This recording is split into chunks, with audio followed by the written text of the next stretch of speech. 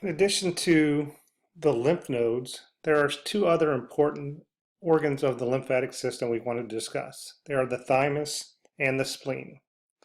We'll talk first about the thymus.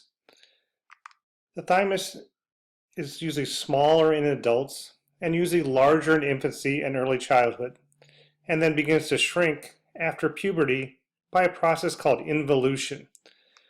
This partially explains why in young children and in the elderly, their immune system doesn't work as well, as the thymus plays an important role in the functioning of the immune system. We talked a little bit about that when we talked about the hormone thymosin in the endocrine system chapter earlier.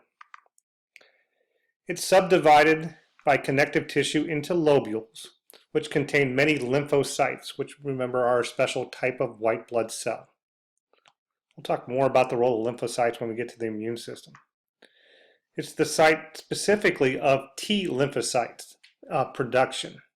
T lymphocytes, or T cells, are one of the two types of lymphocytes that we'll discuss later that play an important role in fighting infections.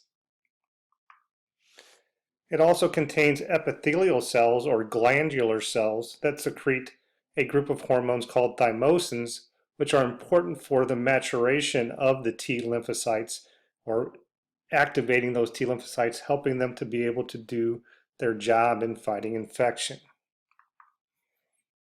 The other organ we're going to talk about is the spleen. Now, the spleen is the largest of the lymphatic organs. It's located in the upper left abdominal quadrant. It contains many sinuses that are filled with blood.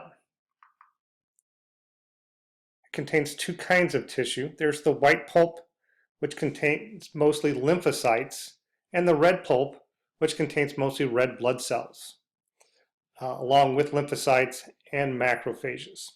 Now, the white pulp, like I said, is the filtering the lymph, basically. The red pulp is an area that, again, helps filter blood. It helps recycle old red blood cells, stores red blood cells, and various other functions.